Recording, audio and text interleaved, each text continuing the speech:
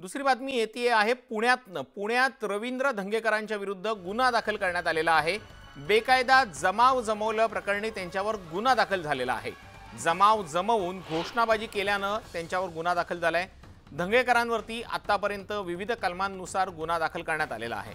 पुण्यातले मवियाचे उमेदवार आहेत रवींद्र धंगेकर। जमाव जमवून घोषणाबाजी केल्यानं धंगेकरांच्या विरोधात गुन्हा दाखल करण्यात आलेला आहे। एक नाही तर अनेक विविध कलमांनुसार त्यांच्यावरती गुन्हा दाखल करण्यात आलेला आहे।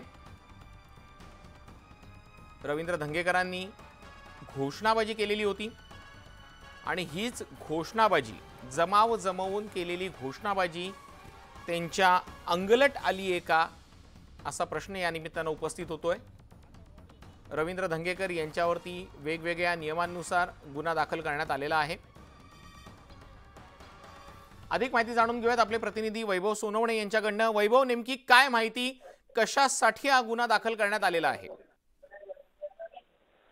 रवींद्र धंगेकरांनी मतदानाच्या आदल्या दिवशी सहकारनगर पोलीस ठाण्याच्या बाहेर आंदोलन केलेलं होतं आणि या आंदोलनाचं कारण होतं ते म्हणजे त्यांनी आरोप केलेले होते भाजपकडून पैसे वाटण्यात येत आहेत।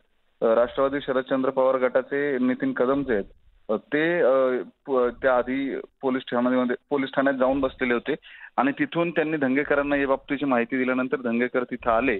रात्री जवळपास 12 वाजेपर्यंत हा सगळा प्रकार सुरू होता। घोषणाबाजी पोलीस ठाण्याच्या आवारामध्ये केली जात होती, मात्र तशा पद्धतीचे कुठलेही पुरावे आढळून आले नसल्याचं आयुक्तांनी स्पष्ट केलेलं होतं, पोलीस आयुक्तांनी। या सगळ्या प्रक्रियेनंतर काल मतदान झालं आणि आज त्या दिवशी घडलेल्या घटनेची दखल घेत पोलिसांकडूनच या प्रकरणामध्ये धंगेकरांच्या विरोधात सामाजिक शांतता भंग केल्याचा गुन्हा जो आहे तो दाखल करण्यात आलाय। धन्यवाद वैभव, तू दिलेल्या आहे माहितीसाठी। तर आपण पाहतो रवींद्र धंगेकरांनी जो आरोप केला होता आणि त्या आरोपाच्या संदर्भात पोलीस ठाण्यात जमाव जमवून घोषणाबाजी केलेली होती, आता ती त्यांच्या अंगलट आलेली आहे।